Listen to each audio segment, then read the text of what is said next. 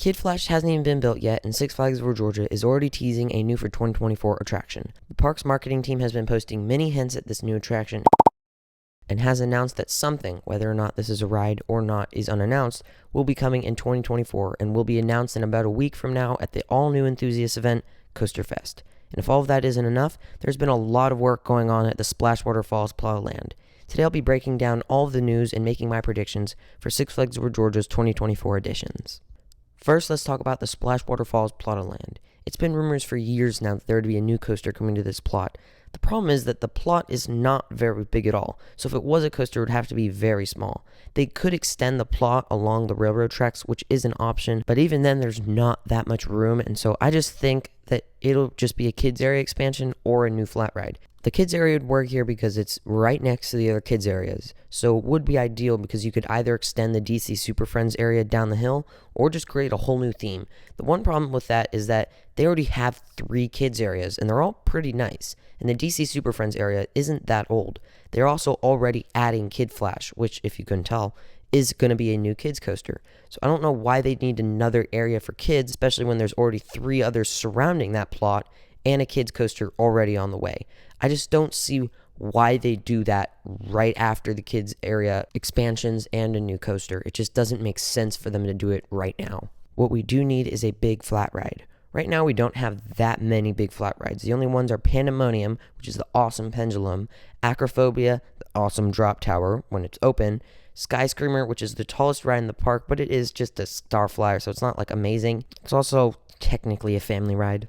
And Catwoman's Whip, which is a Zamperla Endeavor flat ride, which is the only flat ride in the park to go upside down. So we really don't have that much, especially because our Larson Loop, which was the only other flat ride that went upside down, got removed to make way for Kid Flash. And I actually really like the Larson Loop, so I'm kind of disappointed that it's gone, but it was super unreliable, so I get it. This plot of land would be perfect to introduce another much needed big flat ride, and there's really nothing holding them back, so I think this plot will go to a flat ride. When? I don't know, maybe in 2024, I'll get more to that later, but for now we'll just say that that plot of land is going to a new thrilling flat ride. Pandemonium was added not too long ago, in 2019, and Catwoman's Whip came the year after along with a Scrambler, so it's pretty clear that Six Flags Over Georgia wants to add more flat rides because 3 out of the 4 last rides we've gotten have been flat rides.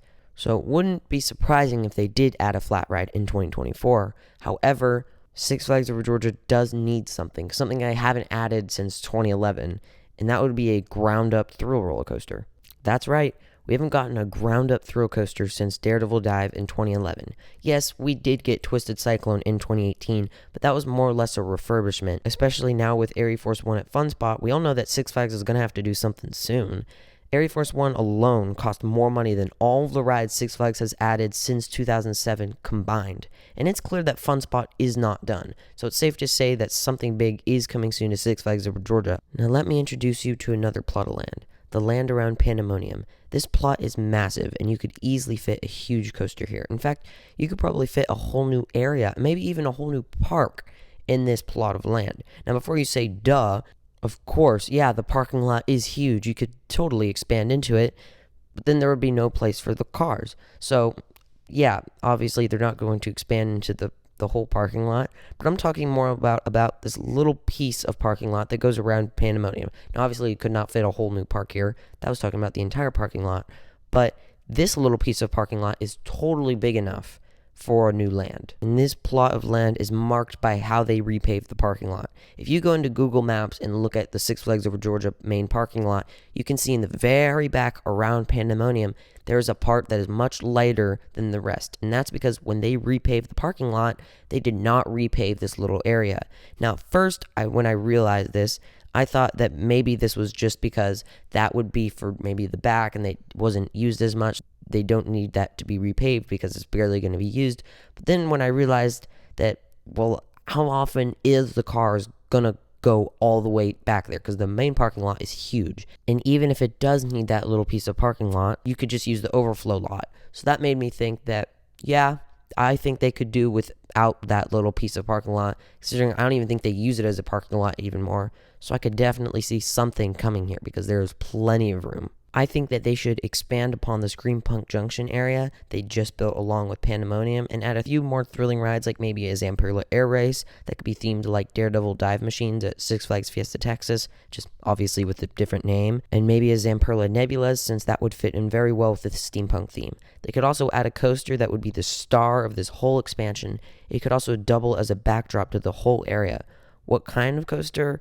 Well, there are a few different kinds of coasters that are kind of important to have that we don't. Most importantly, a launch coaster or a spinning coaster. So, what else could we get as a launch and a spin? Oh, a Mach Extreme Spinner. Now, that seems crazy. There is some sense into it. Obviously, this is partially just it's mostly just a dream of mine to have that, but it would fit in very, very well. And there is a few reasons why it would actually make sense for them to build one, like the marketability that you would have with a spinning coaster that launches and goes upside down. But there are a few downsides too. We'll start off with the downsides, starting off with the price, because Mach is definitely not cheap. Time Traveler was the first extreme spinner, costing around $26 million. But that price was likely inflated because it was the first of its kind and was built on a steep hillside, because Ride to Happiness, the latest and greatest extreme spinner, only cost around $16 million and was built on flat land. So I think that Six Flags would be willing to spend $16 million on Over Georgia since it's a favorite park and we really haven't gotten any big investment since Goliath in 2006. $16 million isn't out of the question for Six Flags, and if they wanted to make that part of an expansion to the Screampunk district, I could see an extreme spinner, an air race, and a Nebulas, all with some light theming. I mean, I could see them getting it under 20 million, maybe around 18, 19 million, which is not a bad price. But while that Mach Extreme Spinner would be a perfect fit, that is a dream scenario and will probably not happen, or at least happen anytime soon. I think just a standard multi-launch from Mach is more likely, or even some other manufacturers, like maybe a Vekoma multi-launch. Something like Abyssus at Energylandia would work great for Six Flags Over Georgia, or at least something like that. It doesn't necessarily have to be from Vekoma. An Intamin multi-launch would work great. A Mach multi-launch, I don't know, Mach can be pretty expensive, so I think if they wanted something from Mach, I don't know why they wouldn't just go to Vekoma, because Vekoma's cheaper. And it's very similar, same thing with Intamin, it's like Vekoma kind of.